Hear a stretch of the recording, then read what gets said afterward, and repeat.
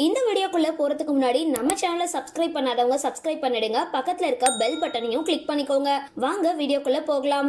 சீரியல்ல நடிக்கிற பிரபலங்கள் காதலிச்சு திருமணம் செஞ்ச சில பிரபலங்கள் மகிழ்ச்சியா வாழ்ந்தாலும் சில ஜோடிகள் சில மாதங்கள்லயே பிரிஞ்சு விவாகரத்து வரைக்கும் போயிடுறாங்க.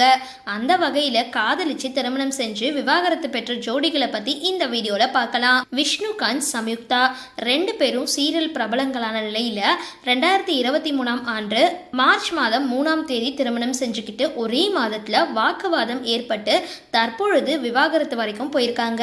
மேலும் இவங்களோட தனிப்பட்ட வாழ்க்கை விஷயம் மீடியா வரைக்கும் வந்து பெரிய சர்ச்சையை ஏற்படுத்தி இருந்தது. ரக்ஷிதா தினேஷ் இந்த ஜோடிகளும் சீரியல் மூலமா அறிமுகமாகி காதலிச்சு திருமணம் செஞ்சுக்கிட்டாங்க. ஆனா சில ஆண்டுகள்லயே கருத்து வேறுபாடு காரணமா பிரிஞ்சுட்டாங்க.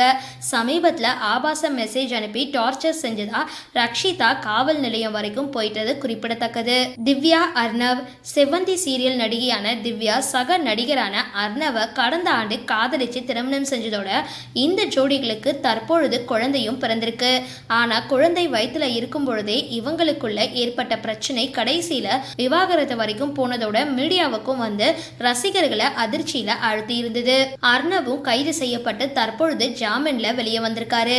விக்னேஷ் ஹரிப்ரியா வாணிராணி சீரியல்ல நடிச்ச விக்னேஷ் எதிர்நீச்சல் சீரியல்ல நடிக்கிற ஹரிப்ரியா ரெண்டு பேரும் காதலிச்சு திருமணம் செஞ்சு சில ஆண்டுகள் மட்டுமே சேர்ந்து வாழ்ந்து கடைசியில கருத்து வேறுபாடு காரணமா பிரிஞ்சுட்டாங்க.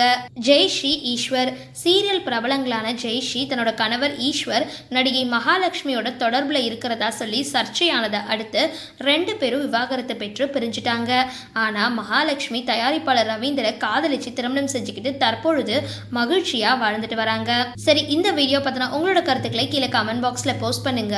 வீடியோ பிடிச்சிருந்தா லைக் பண்ணுங்க, ஷேர் பண்ணுங்க, மறக்காம டிபி காபி சேனலை சப்ஸ்கிரைப் பண்ணுங்க.